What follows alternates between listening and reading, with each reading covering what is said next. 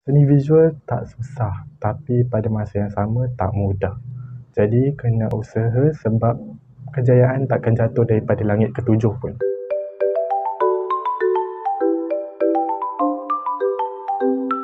Assalamualaikum dan hai, nama saya Aiman dan saya merupakan bekas pelajar tingkatan 6 dari Kolej Tingkatan 6 Shah Alam. Di video ini saya akan berkongsikan sedikit tips cemerlang, gemilang, terbilang dan pastinya berkamalang untuk kertas seni visual STPM.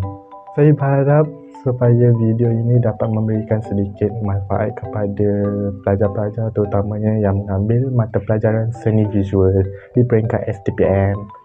So, tanpa melengahkan masa, kita pergi satu demi satu. Let's go.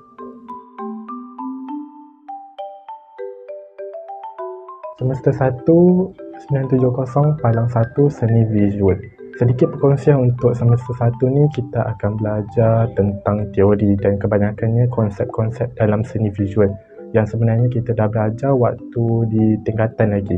Jadi antara yang kita belajar waktu semester 1 ni, pengenalan seni visual, pengkaryaan, perekaan, lepas tu adalah sedikit sebanyak tentang sejarah seni visual, dan yang terakhir adalah kritikan seni. So dia memang satu pack. Jadi untuk semester 1 ni, apa yang saya lakukan adalah saya amalkan 3 benda saja, iaitu B, F dan juga L. So apa benda 3 beradik ni?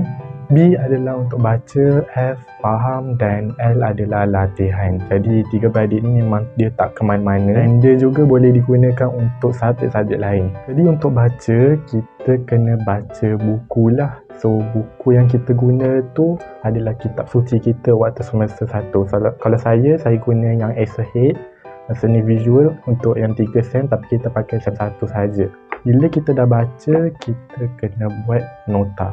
Dan nota tu bergantung pada masing-masing lah. Sama ada nak nota warna-warni ke, ataupun nak nota hitam putih macam piramli ke, ataupun kalau susah sangat, lukis. Orang kata tak faham lukis kan? Lukis. Bila kita dah baca, kita kena faham. Jadi faham ni ada beberapa benda lah, dan salah satunya adalah istilah-istilah yang digunakan dalam seni visual. Istilah ini juga berkait rapat dengan konsep-konsep yang digunakan dalam seni visual. Jadi sebagai contoh, aspek formal tu berkaitan dengan apa? Jadi aspek formal dia ada 4 benda, iaitu unsur seni, prinsip rekaan, media dan juga teknik. Jadi kesemua benda ni akan jadi kata kunci untuk kita nak menjawab exam nanti. So kalau kita tak faham, kita tak boleh nak jawab exam. Kadang-kadang exam tanya benda yang senang tapi kita fikir macam benda tu tak pernah belajar pun. Dan yang terakhir adalah latihan. So yang ni yang last, anak bongsu, yang mana kita memang kena buat. Bila kita dah baca, kita kena faham, dan untuk uji pemikiran kita, kita kena buat latihan. Fokus latihan kita adalah pada esei, sebab kita ada 3 esei yang kita kena buat. 2 esei untuk bahagian B dan 1 esei untuk bahagian C. Jadi kalau kita tak boleh skor esei, kita tak boleh dapat markah tinggi. Tapi jangan lupa bahagian A juga penting, sebab dia juga menyumbang markah walaupun sedikit. Kena ingat, 1 markah juga memberikan impak kepada markah keseluruhan. Jadi itulah untuk semester 1, B, F dan juga L yang saya gunakan untuk menjawab kertas semester 1 Seni Visual 970 Palang 1.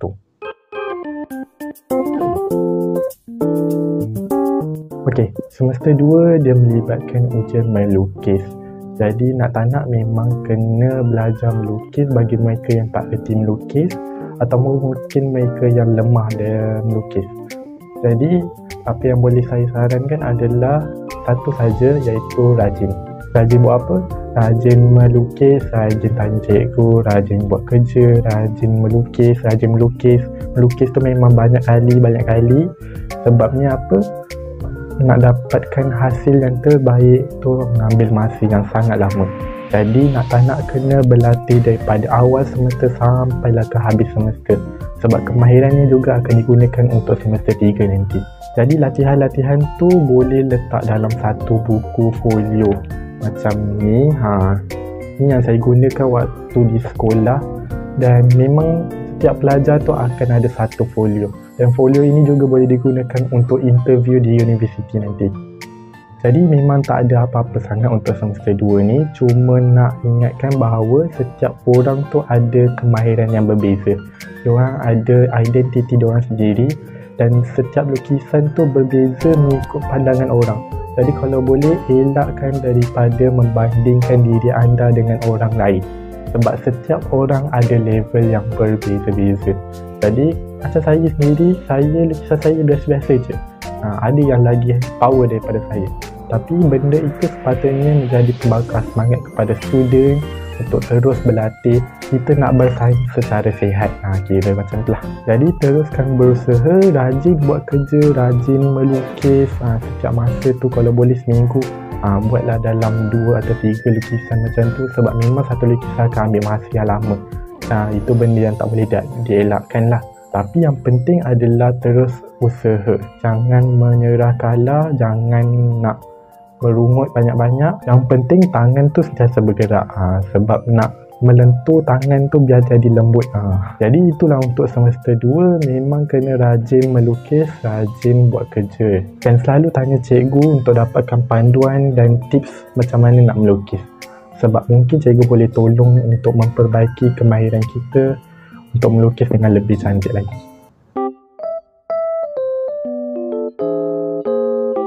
Semester 3 antara yang paling ditunggu-tunggu sebab tak ada exam, kita ada kerja kursus.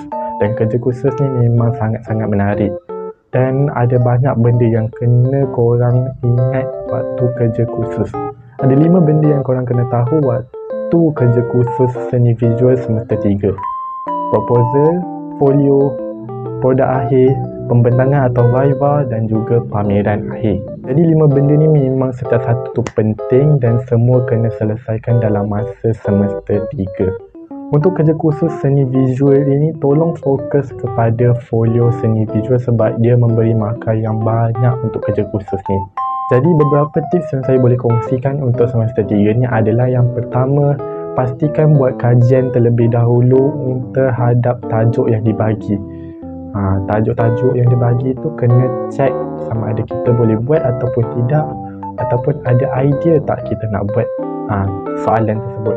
Yang kedua adalah berkaitan dengan kekemasan simple tetapi menarik. Jadi untuk menghasilkan folio yang menarik, yang cantik, kita kena rancang terlebih dahulu. Rancang setiap satu muka surat tu apa yang kita nak lukis. Yang kedua, kekemasan. Setiap satu page tu kena kemas. Yang ketiga, tidak perlu terlampaui batas. Maksudnya kat sini adalah tak perlu tambah glitter-glitter ke ataupun stiker-stiker ke, tak perlu. Dia biar simple tetapi menarik. Sebab orang lebih suka benda yang mudah dilihat. So nanti orang tengok, senang. Orang nak tengok, orang nak faham apa benda kita lukis tu. Yang keempat, yang penting untuk buat folio ni adalah selalu tanya pendapat cikgu. Tak salah kalau kita tanya apa yang boleh menaikkan sikit kita punya seri folio tu sendiri. Sedikit tips menarik untuk pembentangan. Viva ni memang penting sebab semua kerja kursus STPM memang kena buat Viva ataupun pembentangan. Jadi apa yang saya galakkan adalah setiap kali kita buat kerja kursus tu, tolong tangkap gambar ataupun buat video time lapse. Tujuan video-video ni adalah untuk pembentangan dan menarik perhatian cikgu-cikgu kita lah. Mereka lah pemeriksa dan mereka akan beri markah. Jadi kalau kita bagi pembentangan yang wow, kita akan dapat markah tinggi. Jadi apa yang saya bincangkan dalam video ini akan ditunjukkan di slide seterusnya.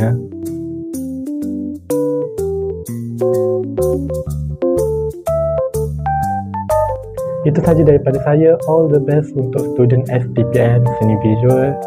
Have fun, jangan stres sangat, dan juga good luck on your test. Bye bye.